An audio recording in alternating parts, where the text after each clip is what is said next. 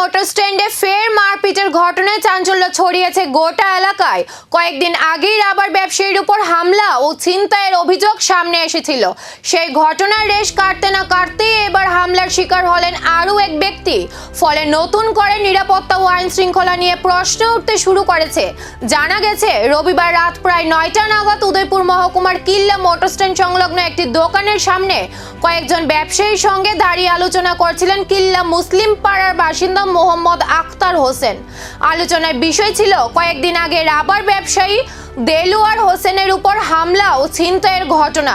অভিযোগ, সেই সময় সেখানে এসে হঠাৎই আখতার হোসেনের উপর চড়াও হন নজরুল মিয়া নামে এক ব্যক্তি।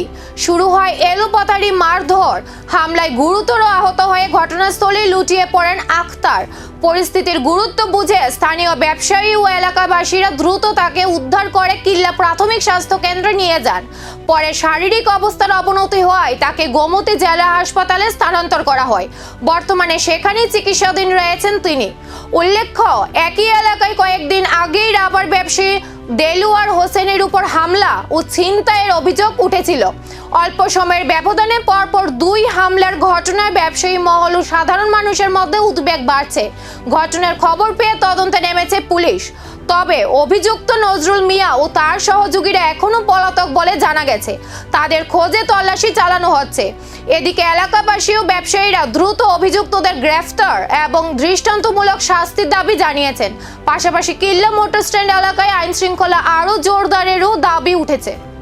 ঘটনা হয়েছিল, আমি শরীফ মিয়ার ব্যাপারে একটু আলোচনা করছিলাম। যে সময় শরীফ মিয়া আমার দোকানে কর্মরত অবস্থা ছিল, ওই বিষয় নিয়ে আমি একটু আলোচনা করছিলাম। তখন নজরুল ইসলাম কি শুনেছে জানি না, ও এসে আমাকে হঠাৎ করে আক্রমণ করে বসেছিল। কোন জায়গাতে ঘটনা? কিল্লায় মোটর স্ট্যান্ড। কটার সময় ঘটনা? ঘটনা কি 8:30 কি 9টা বাজে। তো কার দোকানে আলোচনা করো? তোমার নিজের দোকানে? না না, আরেকটা দোকানে। কার বিষয়ে আলোচনা করতেছো? আলোচনা করেছিলাম ইলিয়াস মিয়া এমনকি শরীফ মিয়ার বিষয়ে। আমি তো ওদের বিষয়ে আলোচনা করছিলাম, কিন্তু নজরুল ইসলাম এসে হঠাৎ করে আমাকে আক্রমণ করে বসেছে। তো আমি ওই বিষয়ে বলতেছিলাম যে তুই আমাকে আক্রমণ করতে এসেছিস কী কারণে? তুই তো আমার নামেও বদনাম ছড়িয়েছিস, যে আমার নামে খারাপ অনেক ধরনের বদনাম ছড়িয়েছে। এটা তো থানার সামনে প্রায়, না?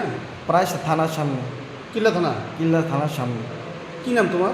আমার নাম আখতার হোসেন, মোহাম্মদ আখতার হোসেন। বাড়ি কোন জায়গায়? বাড়ি কিল্লা মুসলিম পাড়া। আর যে মারছে তোমার এর নাম? ও কিল্লা ছিল, এখন শালগোড়া আছে, কিল্লা সমাজে আছে কিনা তা জানি না। কি নাম ওর? ওর নাম নজরুল ইসলাম। কি করেছে? সেও শরীফের সাথে রাবার ব্যবসা করে। তুমি কি ব্যবসা করো রাবারে? আমি আগে করেছিলাম, যে সময় শরীফে আমাকে ঠকিয়েছিল ওই সময় আমি। আজকের কার্যটা মূলত কি বিষয় নিয়ে? আজকে ঝগড়াটা আমি শরীফের বিষয়ে আর ইলিয়াস মিয়ার বিষয়ে কথা বলতেছিলাম। ওই সময় হঠাৎ করে সে এসে বলেছে, মানে ঘটনা কি?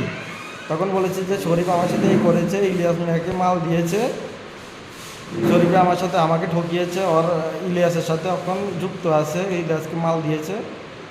আর তুই তো আমার সাথে অনেক খারাপ ব্যবহার করেছিস, আমার বোনের সাথে বলেছিস যে আমি খারাপ কাজ করেছি।